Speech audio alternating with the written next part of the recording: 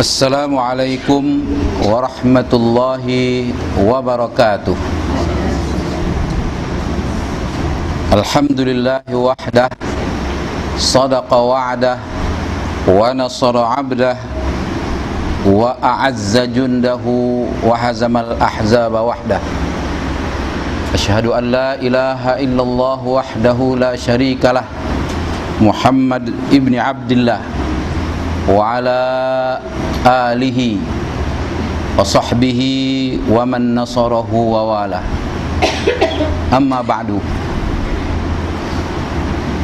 Fa ya ibadallah, ittaqullaha haqqa tuqatih wa la tamutunna illa wa antum muslimun.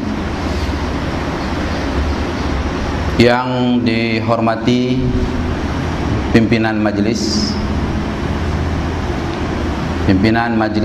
ta'lim, Tuan Imam, dan semua hadirat yang dirahmati Allah Subhanahu wa ta'ala, termasuk 3 hadirin.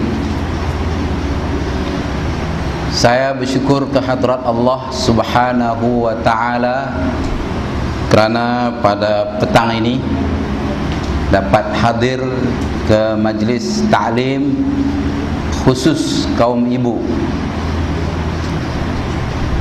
Sebenarnya sudah banyak tahun saya tak ceramah khusus kaum ibu. Jadi banyak yang saya harus fikirkan apa yang saya mau sampaikan. Biasanya saya ceramah di majlis yang bercampur kaum ibu sama kaum bapa, kadang-kadang majlis tabligh akbar yang besar, kadang-kadang majlis kecil-kecil. Tapi ini khusus kaum ibu. Saya harus cari judul tajuk yang sesuai untuk majlis ini. Dan kalau nanti apa yang saya sampaikan majlis ini ceramah rojak-rojak, maksudnya campur segala toge, tahu, tempe semua, minta maaf lah, asalkan makan sedap ujalan.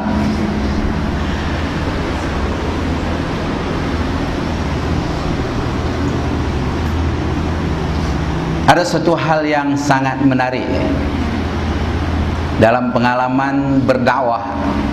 Saya sering bertemu orang-orang yang mengaku kenal Allah. Bila kita ceramah mengenai tauhid, dia ngaku dia kenal Allah. Tapi ketika bunyi azan Isya, dia tinggalkan majlis. Waktu berbincang, bermuzakarah, dia ahlinya. Rupanya dia kerana terlalu kenal Allah, langsung tak perlu sembahyang. Dan ini berlaku baru 2 minggu yang lalu, ketika saya menyampaikan ceramah di masjid, di sebuah masjid di Bandar Sandakan. Ini hal yang menarik. Mereka selalu mengetengahkan man arafa nafsahu faqad arafa rabbahu. Barang siapa kenal dirinya, maka dia akan kenal Tuhannya. Kata-kata ini menarik. Ada orang yang tak mengerti, mereka kata ini hadis. Yang lebih tak ngerti lagi, dia kata Quran. Sebenarnya itu hadis pun tidak, Quran pun tidak. Itu hanya kata-kata daripada ahlul hukama saja.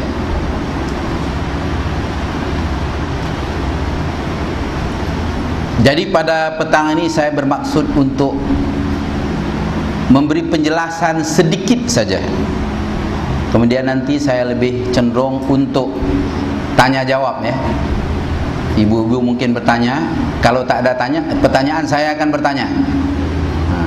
Saya pun banyak pertanyaan juga mau tanya sama ibu-ibu ini. Jadi saya ingin bawa perbahasan mengenai persoalan tauhid, karena ini adalah asas bagi agama Islam. Awwaluddin ma'rifatullah, awal agama kenal Allah. Kenal yang bagaimana? Berbagai sistem telah disodorkan, diketengahkan kepada kita untuk kenal Allah dengan sifat 20-nya, dengan tauhid asma wa sifat, dengan tauhid rububiyah, uluhiyah dan lain lagi. Kita tak usah peduli soal istilah. Yang penting jelas kita kenal Allah. Itu yang penting. Terlalu banyak istilah sampai bikin kita bingung, pening kepala. Allah tak kenal, atau kalau terlalu kenal sampai tak semayang. Oh, jangan sampai begitu. Kita tak boleh terima. Jadi apa yang saya ingin jelaskan ini ialah mengenai tauhid dalam pandangan At-Tahawi. At-Tahawi ini seorang ulama yang lahir dalam tahun 230-an Hijriah di Mesir. Dia menulis risalah Tahawiyah dan ditafsirkan oleh lebih belasan ulama. Salah satunya ialah Syekh Abdul Qadir Al-Mandili. Syekh Abdul Qadir Mandili ini seorang ulama besar yang pernah mengajar di Masjid Haram Mekah, ulama besar mazhab Syafi'i dalam tahun-tahun 40-an sampai 60-an, meninggalnya tahun 65. At-Tahawi berpendapat ada 3 jenis tauhid. Pertama ialah tauhid rububiyah. Apakah yang dimaksudkan dengan tauhid rububiyah?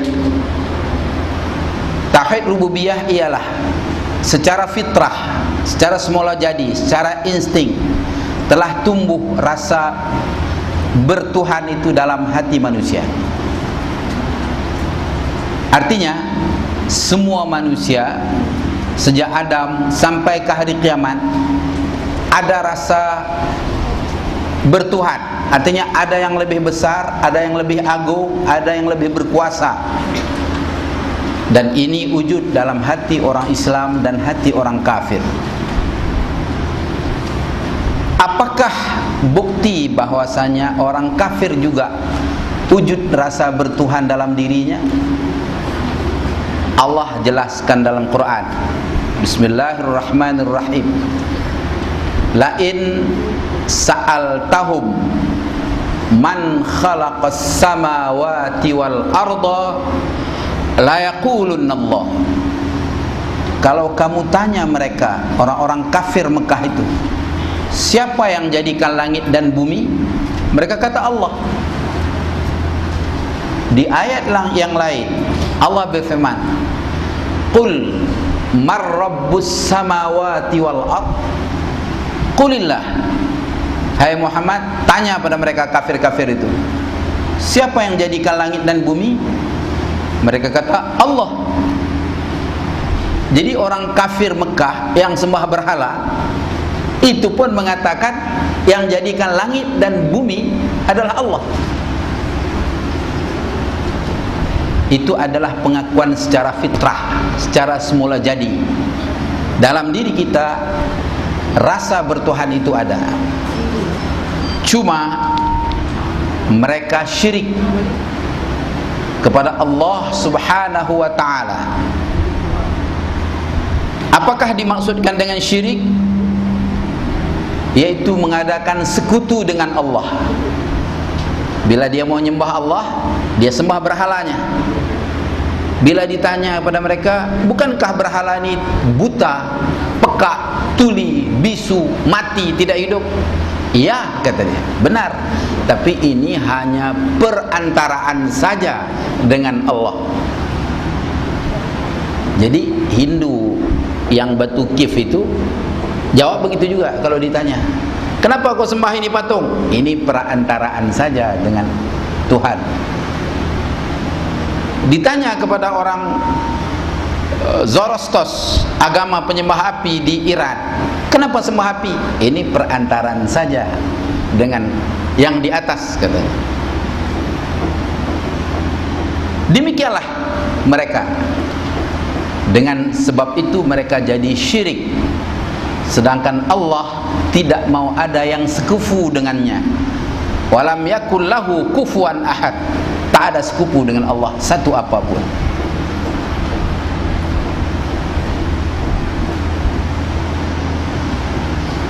Tauhid yang kedua namanya tauhid uluhiyah. Apakah yang dimaksudkan dengan tauhid uluhiyah? Yaitu pengakuan dari dalam diri kita sendiri dengan ucapan syahadat yang diucap atas lisan kita, dengan menyatakan bahwasanya Allah itu esa. Qul huwallahu ahad. Katakan Allah itu esa. Untuk apa Allah menyatakan dia satu? Untuk jawab orang Kristen. Apa kata orang Kristen? Innallaha thalithu salasa. Allah Trinity gitu. Tiga dalam satu. Tuhan Bapa, Tuhan Anak, Ruhul Kudus. Tuhan jawab, Allahu Ahad. Allah satu, bukan dua, bukan tiga. Yahudi berkata, nahnu abna'ullah wa ahibba'uh. Kami anak Allah dan kekasihnya. Lihat dalam Quran. Allah berkata, lam yalid wa lam yulad. Tidak beranak dan tidak diperanakkan. Orang Yahudi kata Uzair bin Allah. Uzair anak Allah. Orang Nasara kata Isa bin Allah, Isa anak Allah. Allah jelaskan lam yalid wa lam yulad. Aku tidak beranak dan tidak memperanakkan. Aku tidak dilahirkan dan aku tak melahirkan siapa-siapa. Tunggal ahad. Fir'aun berkata, ana rabbukumul a'la. Aku Tuhan yang maha besar. Kata Tuhan, walam yakul lahu kufuwan ahad. Tak ada satu yang sekufu denganku. Dalam ayat yang sangat pendek ini menjawab kepada orang Yahudi, menjawab kepada orang Nasara, jawab kepada Fir'aun. Sebab itu qul huwallah, barang siapa membacanya 3 kali sama dengan satu Quran. Karena dia hantam itu Fir'aun, hantam Yahudi, hantam Nasara. Ini kalau ibarat pedang, 3 sekali tendang, 3 sekali bunuh. Sebab itu disebut walillahil hujjatul balighah. Bagi Allah ada hujjah yang sangat tajam, sangat jelas. Para jamaah, kaum-kaum ibu yang dirahmati Allah Subhanahu wa taala. Orang yang bertauhid uluhiyah, dia mengaku Allah itu esa. Dia mengaku hamba. Lihat pengakuan Isa. Inni abdullah ataniyal kitab wa ja'alani nabiyya.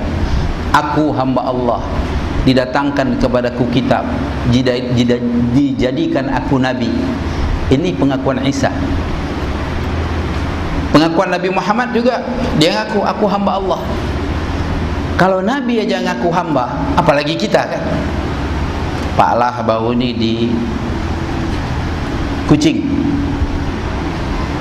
dia berkata kita pilihan raya bukan karena mau berkuasa saja, tapi kita mau jadi hamba. Ya, dia layak menyebut hamba. Inni Abdullah, dia pun dah memang Abdullah. Inni Abdullah, aku hamba Allah.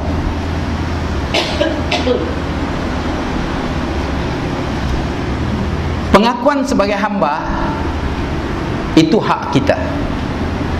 Dan kenal tentang Allah itu juga hak kita. Kita harus kenal siapa Allah. Allah yang kita sembah itu laisa kamitslihi syai', tak seumpama sesuatu. Tidak perlu telinga untuk dia mendengar, tidak perlu lidah untuk dia bercakap, tidak perlu tubuh seperti kita untuk dia bergerak, berkuasa. Dia tidak sama sekali. Sebab itu kita dilarang. Dia tidak sama sekali seperti makhluk. Sebab itu kita dilarang memikir tentang dirinya. Tafakkaru fi khalqillah wala tafakkaru fi dzati. Fikirkanlah tentang ciptaan Allah, jangan fikir tentang zatnya. Kenapa? Tak sampai akal kita. Allah saja yang lebih kenal akan dirinya daripada kita kenal akan Allah. Jadi kalau ada orang berkata saya kenal Allah,